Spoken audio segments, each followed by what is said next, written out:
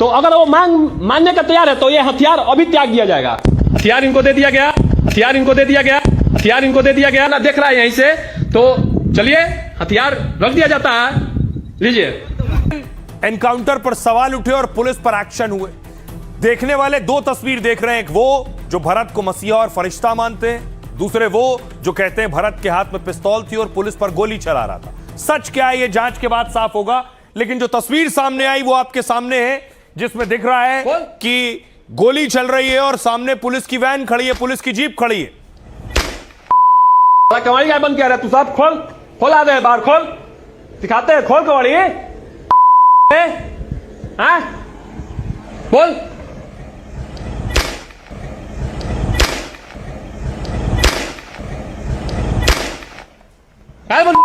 पागल। दावा है कि भरत ने ही फेसबुक लाइव किया, उस वक्त ये वीडियो बनाया और फायर कर रहे हैं, वो फायर दिख भी रहा है। पागल है रे, पागल है रे। खोलना कवड़िया, खोल। क्या बन गया रे? तो अगर वो मानने का तैयार है तो ये हथियार अभी त्याग दिया जाएगा। हथियार इनको दे दिया गया, हथियार इनको दे दिया गया, हथियार इनको दे दिया गया ना, देख रहा है यहीं से। तो चलिए हथियार रख दिया जाता है, लीजिए। भरोसा कीजिए। फालतू बोलेगा रे, क्या रख रहे? फेंक दे। रुकिए, लीजिए। हथियार इनको दे दिया गया, हथियार इनको दे दिया गया, हथियार इनको दे दिया गया, हथियार इनको दे दिया गया। तो यह सच है कि भरत के हाथ में पिस्तौल थी, उसने गोली चलाई, लेकिन यह भी सच है कि भरत ने पुलिस के आगे पिस्तौल फेंक दी, यानी उसने सरेंडर कर दिया। उसके बाद एनकाउंटर हुआ, इसलिए पुलिस सवालों के घेरे में है। क्या पुलिस ने इसे ठीक से हैंडल नहीं किया? अब देखिए जरा, सम्राट चौधरी पर भी सवाल उठ रहे हैं, सम्राट चौधरी की पुलिस पर भी सवाल उठ रहे हैं। सम्राट चौधरी आज जमुई में थे।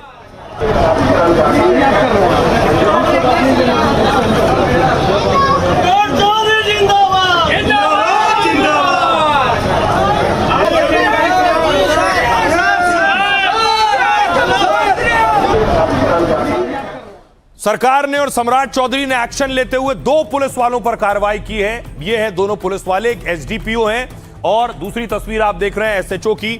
दो पुलिस वालों पर एक्शन हुआ है, कई पुलिस वालों का सस्पेंशन भी हुआ है और पुलिस वालों पर एफआईआर भी हुई है। आपको बताऊं पुलिस पर क्या एक्शन हुआ है, सवाल यह है, क्योंकि पहले सम्राट चौधरी अपनी पुलिस की पीठ थपथपा रहे थे। जनता का दबाव, महापंचायत और सियासत होते देख वो बैकफुट पर आए। देखिए, भरत तिवारी एनकाउंटर में बिहार सरकार ने एक्शन लिया। एनकाउंटर के ठीक 7वें दिन जगदीशपुर के डीएसपी राजेश शर्मा पर गाज गिरी। डीएसपी को तत्काल प्रभाव से पद से हटा दिया गया, उन्हें अगले आदेश तक पुलिस मुख्यालय अटैच कर दिया गया। उनकी जगह अब पंकज मिश्रा को जगदीशपुर का नया डीएसपी बनाया गया। भरत की मां के आवेदन पर डीएसपी राजेश शर्मा, एसएचओ राजेश मलाकार पर एक्शन हुआ। एनकाउंटर में शामिल दूसरे पुलिसकर्मियों पर भी एफआईआर की गई। महापंचायत से पहले बिहार सरकार ने कार्रवाई की है और इस कार्रवाई को पुलिस के बैकफुट पर आने के तौर पर देखा जा रहा है। इस बीच सरकार ने न्यायिक आयोग का गठन कर दिया है। रिटायर्ड जस्टिस विनोद कुमार सिन्हा इस आयोग के अध्यक्ष होंगे। पूरे मामले की न्यायिक जांच पर सबकी नजरें टिकी हैं। मामले की सीबीआई जांच को लेकर कोर्ट में याचिका दी गई है। साथ ही ब्राह्मण समाज ने भी सीबीआई जांच की मांग की है। सुनिए जरा भरत के परिवार के लोग क्या कह रहे हैं। सम्राट चौधरी पर हमारा भरोसा नहीं। अब तो इलेक्शन के मेरा पता चली सम्राट चौधरी के भरत तिवारी का चीज रहे हैं, अब वही मेरी पता चली। अभी क्या पता चली? तो दुनिया दीवाई इंसाफ न्याय, पूरा दुनिया हमारा बेटा बा, पूरा बिहार है हमारा बेटा बा। हम अपना बेटा लोग के साथ धोखा नहीं करब। सम्राट चौधरी जैसे धोखा करिए, हमारा धोखा नहीं करे। इसमें जांच करने का आता कहाँ है? सही तो शीशे की तरह साफ है, सब कुछ मुद्दा सामने है, रिजल्ट भी सामने है सांस। तब तक हम लड़ने के लिए तैयार हैं और जहाँ जाना पड़े वहाँ हम जाएंगे। जिसका दरवाज़ा खटखटाना पड़े हम उसका दरवाज़ा खटखटाएंगे। हम डरने वाले लोगों में से नहीं हैं, क्योंकि हम शहीद भरत तिवारी के घर से हैं और उन्हीं का ब्लड हमारे में भी है। समाज सेवा के लिए उनकी जान गई है तो ज़रूर आएंगे। सब भारत के लिए कुछ भी कर सकता है, लोग पब्लिक हो जो भी हो, न्याय जरूर मिलेगा, इतना विश्वास है।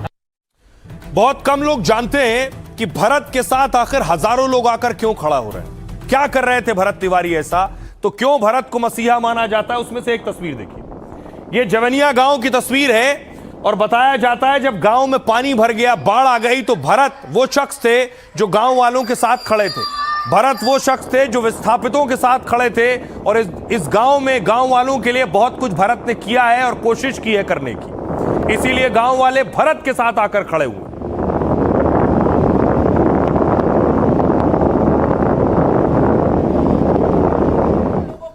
भरत जिस वक्त गांव में थे वो देखिए, भरत ने उस गांव में पहुंचकर रिकॉर्डिंग की थी, वीडियो बनाया था, क्यों वो लड़ रहे हैं सुनिए।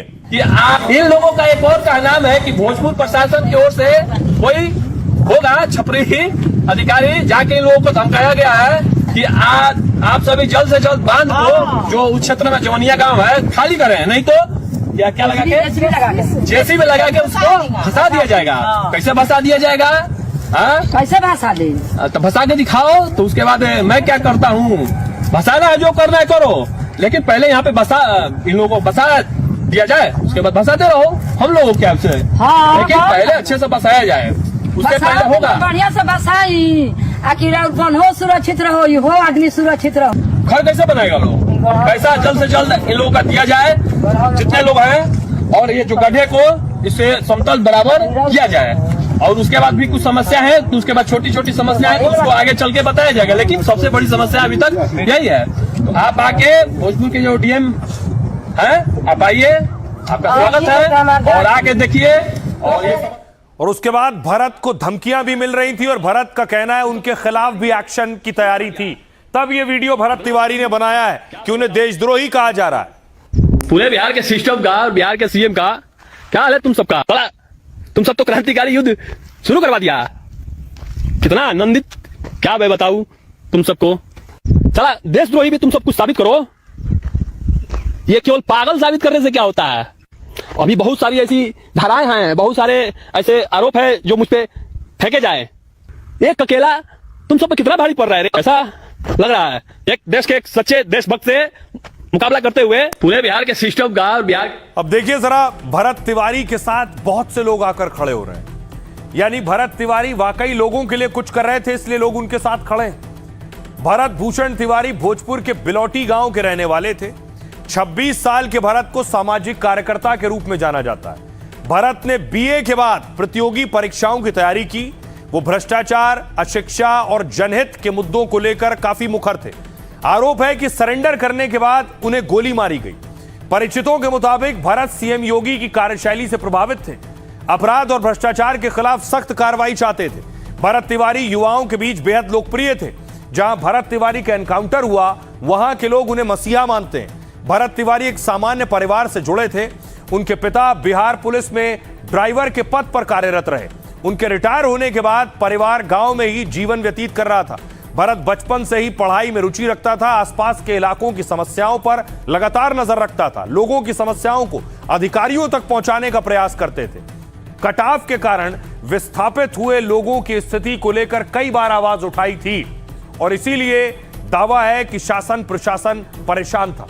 सुनिए जरा गांव वाले क्या कह रहे हैं। एक बच्चा है, क्रांतिकारी था, लेकिन इसको उग्रवादी साबित करने की कोशिश की जा रही है। कार्रवाई हो गया, अभी तक कोई अरेस्ट नहीं हुआ। ये आश्वासन दिया जा रहा है कि ये हो गया, वो आ गया, जो आता है आश्वासन देता है, कार्रवाई अरेस्ट कर दे। अब तक अरेस्ट होना चाहिए। सभी के सभी को किसी से कोई मतलब नहीं है, बस इतना ही के लिए वो आए हुए हैं कि मेरा कार्यकाल पूरा हो जाए बस, और आम जनता से उनको कोई मतलब नहीं है।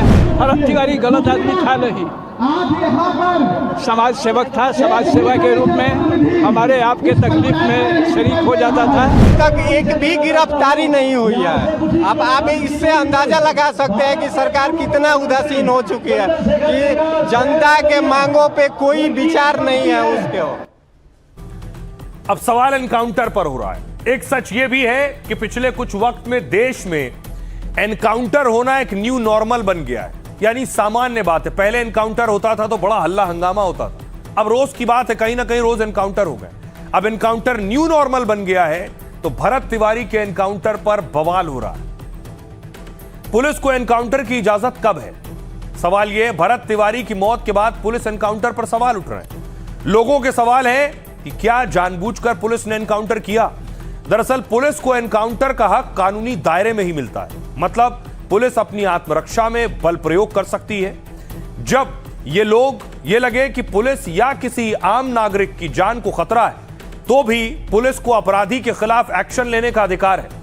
ऐसे वक्त में दोनों तरफ से गोलीबारी होती है, मौके पर सबूत मिलते हैं, कई बार बदमाशों के हमले में पुलिसकर्मी भी घायल होते हैं। स्थिति के मुताबिक ही पुलिस के बल प्रयोग को वैध माना जाता है। साथ ही हर एनकाउंटर की निष्पक्ष जांच और जवाबदेही जरूरी है। कई बार ऐसा होता है कि पुलिस मुठभेड़ का दावा करती है, लेकिन जांच में पता चलता है कि आत्मरक्षा में कार्रवाई नहीं की गई।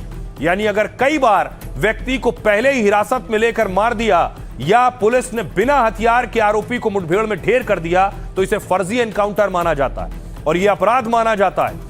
ऐसे मामलों में पुलिस वालों पर हत्या का मुकदमा भी चल सकता है। बड़ा सवाल यह, आज एनकाउंटर पर बवाल है और बहुत से लोग वो दौर भी है कि जब एनकाउंटर पर जश्न मनाए जाते हैं। सुनिए लोग क्या कह रहे हैं। ये जो सम्राट चौधरी है किसके बल पर है? जनता के बल पर।